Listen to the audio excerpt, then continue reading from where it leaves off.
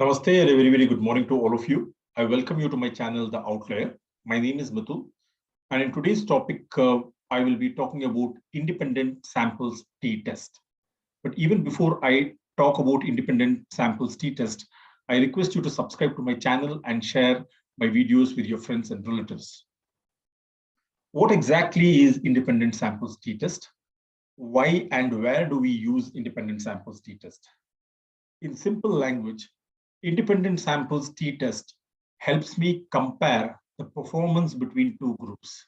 Whenever I have two groups and I want to compare whether the average performance is the same or is it different, I can use independent samples t-test. I'd like to give you 3 or 4 examples as to where independent samples t-test is used. Suppose you're an agriculture scientist and you want to check whether the average yield per hectare is the same between two states, namely Andhra Pradesh and Karnataka. You can go ahead and use independent samples t-test. Secondly, if you are in the field of education and you want to check whether the pass out rate between boys and girls who take up the 10th standard board examination is the same or different, you again can use the independent samples t-test to compare the pass out rate between boys and girls. Thirdly, if you are in the field of web analytics, you might want to compare an existing version of the website with that of a new version for key metrics like the average time spent on the landing page per session and also the conversion rate. Nextly, if you're a pharmacist, you might want to compare whether the average blood pressure between the placebo group and the treatment group is the same or different. So maybe the field of A/B testing, which is called as bucket testing or split testing, maybe in the field of pharma, or maybe in the field of HR, maybe in the field of education or agriculture. Independent samples t-test has a wide range of applications. So let me show you how we can conduct the independent samples t-test in SPSS. What you're seeing in front of you is a SPSS screen. Let me pull out some data to illustrate how independent samples t-test works. I'll go to the file menu, choose recently used data. SPSS displays 10 recently used files. I will choose the very first one, employee data. As you can see here, this is the employee data set, and it has 3 variables. The first variable is ID, second is gender, and the third variable here is salary. So this is the scale variable, and I have got a categorical variable in the form of gender, which has 2 categories, males and females. What is the sample size in this data set? The sample size in this data set is 474. I want to compare whether the average salary between males and females is the same or is it different. How do we do this? I like to do this in 2 stages. In the first stage, I like to do EDA or exploratory data analysis. And in the second stage, we can look at the independent samples t-test. When we talk about EDA or exploratory data analysis, typically people use either a bar plot or a box plot. I will be using the second option, namely the box plot. As you can see here, this is the graphs menu. The very first item here is what is called as chart builder. Let me click on this particular option. And at the bottom left-hand side corner, you can see a whole lot of graphs like bar chart, line chart, area chart. I will choose the option box plot. The very first option here is the simple box plot. You have the y-axis and the x-axis. In the x-axis, I will drag and drop the variable gender. And in the y-axis, I will drag and drop the variable salary. So I've got salary in the y-axis, and I'm comparing the distribution of salary between the males and the females. This will produce a simple box plot. Let me click on OK. SPSS shows us the distribution of salary between the females and the males. To dress up this particular box plot, I will double click on the box plot. Once I double click, you can see the chart editor window opens up. You can choose the box plot. Once you choose the box plot, you can right click and then click on the very first option, namely properties window. Here, I will change the color to red and then say apply. You can see here the color of the box plot changes. Nextly, I can click on this particular tab which says bar options. Here, I can increase the width of the bar to around 70. Then say apply. You can see here the width of the box basically changes. Let me close this particular properties window, close the chart editor window. Now, this is how the box plot appears. There are two important observations that we can make. First, this thick line is what is called as the median, and the median salary for males is higher as compared to the median salary for females. What is the second important point? Look at the length of the whiskers for the males. Compare it with the length of the whiskers for the female category. As you can clearly see here, the spread, the length of the whisker shows us the extent of dispersion. So there is more dispersion in the salary for males as compared to the dispersion for the salary amongst the females. So two important observations here would be that on an average, the males are paid higher as compared to the females. The variation in the salary for the males is higher as compared to the variation in the salary for females. Of course, you see a few outliers for the males. Similarly, you also see quite a few outliers for the female category. So the averages are different. The spread is also different. These are the 2 points that I can infer from the box plot. The question here is, are these differences real or is it happening by chance? To answer this question, whether these differences are real, is there any statistical evidence for me to conclude that on an average in this organization, males are getting paid higher as compared to females? We have to move on to what is called as hypothesis testing. And under hypothesis testing, we can use the independent samples t-test. Why independent samples t-test? Because we are comparing between two groups, namely the males and the females. To conduct the independent samples t-test, I will go back to the data editor window. Here, let me click on the analyze menu. I'll choose the fifth option from the top, which is called as compare means. And within compare means, the third option here is independent samples t-test. Here, once I click on the independent samples t-test, a new dialog box opens up. I have to specify the test variable and the grouping variable.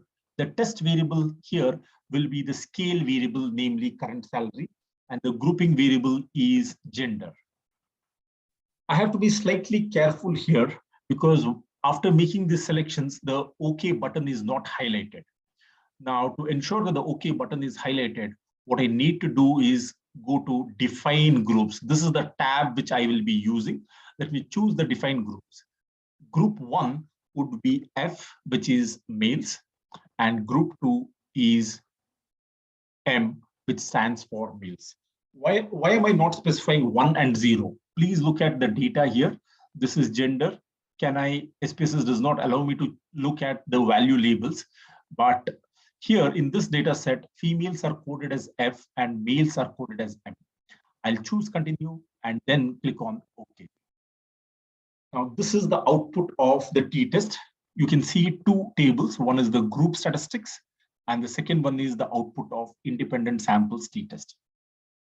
What does the group statistic tell me? There are 216 females and their average salary is 26,000. The standard deviation is 7,558. When you compare the female category with the males, there are 258 males, their average salary is 41,451, which is almost $15,000 higher as compared to the females.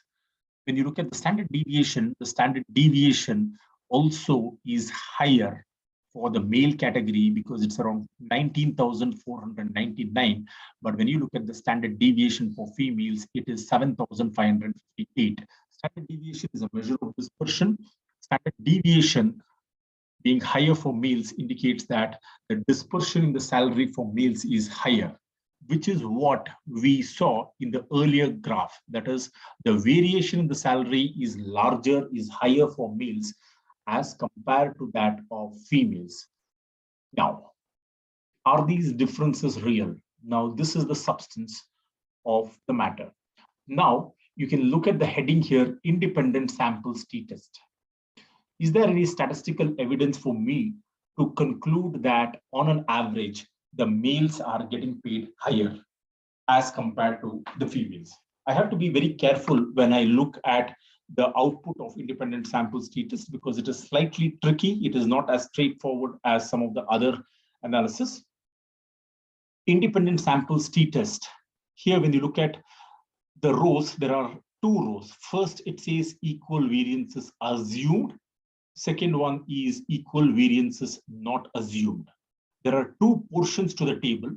This one big table can be broken down into two parts. The first part is Levene's test for equality of variances. And in the second part, you can see t-test for equality of means.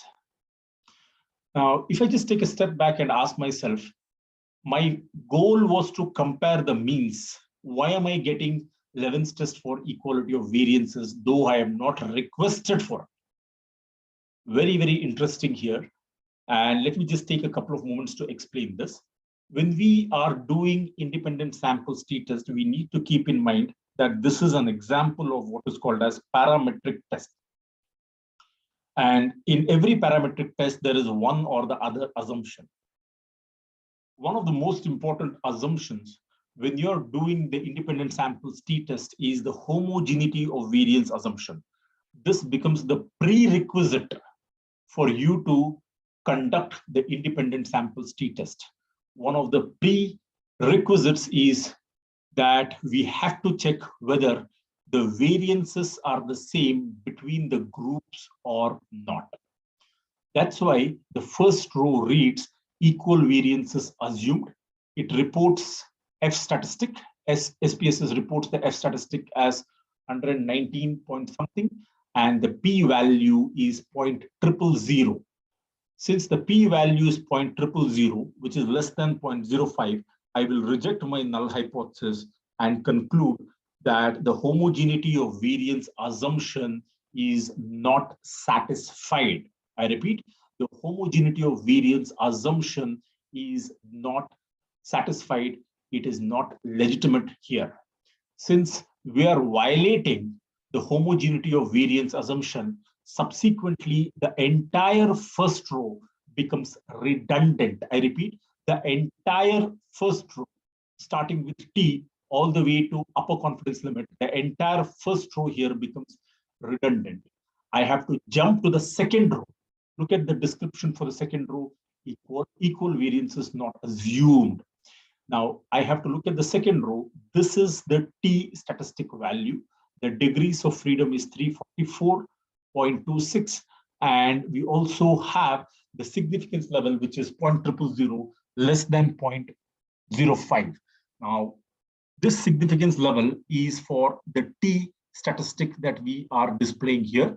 Since the p-value is smaller than 0.05, I can reject the null hypothesis and conclude that there is strong evidence for us to infer that the average salary between the males and the females is significantly different in this data. Further, you can look at mean difference. It is a simple subtraction between the male salary and the female salary. since the female salary is 26,000 odd and the male salary is 41,000 odd, if you just subtract these two numbers, you should be getting 15,409.862. The standard error is reported. We also have the 95% confidence interval for the mean difference of minus 15,409. What is the lower confidence limit? Minus 18,000. And what is the upper confidence limit? Minus 12,860. So the mean difference of minus 15,409 will lie within the upper and the lower confidence limit. Now, this is how we can interpret the output of independent samples t-test. Many times, people ask, it's a bit difficult for us to understand whether we have to look at the first row or the second row. How do we make sense of this? Let me just give you a simple example so that this becomes a lot clearer to you. Imagine that I am in Bangalore and I have to take a flight from Bangalore all the way to Delhi. Now, there are two options here. If the flight tickets are available, I can board the flight from Bangalore all the way to Delhi. Now, if the flight tickets are available, that is very, very important. What if the flight tickets are not available? If the flight tickets are not available, instead of taking a flight, what I will do is I will go by a train from Bangalore all the way up to Delhi. Now, there are two cases here. Whether the flight tickets are available, then you can continue in the flight. If the flight tickets are not available, then you look at option number 2, which is to go by the train. The first case here, when we say equal variances assumed, is like the availability for flight tickets. We are checking whether the flight tickets are available or not. If the significance level is bigger than 0.05, it means that the flight tickets are available. And if the flight tickets are available, you can continue in the first row itself. You can continue on your journey on the flight from Bangalore to Delhi. Now, the second possibility is that the flight tickets are not available. So if the flight tickets are not available, you can see the p-value will be lesser than 0.05. As in this case, 0.000, it is clearly less than 0.05. If the flight tickets are not available, what do? You can't continue on the flight. You have to look at second option, which is to take a ticket in the train, which is where I will be, the first row itself becomes useless. I have to jump to the train and look at the second row here. So this is how we can interpret the output of the independent samples t-test. So with this, I have come to the end of today's presentation. In this presentation, we have looked at the box plot, which is part of the EDA. Then we looked at homogeneity of variance assumption. We performed the Levene's test for equality of variances. We examined the F statistic. Finally, we looked at t-test. We also spoke about the assumption behind t-test, that is whether the homogeneity of variance assumption is satisfied or not. This is what I had for today's presentation. Thank you very much for watching today's presentation. I request you to subscribe to my channel and hit the like button. Thank you very much. Have a great day.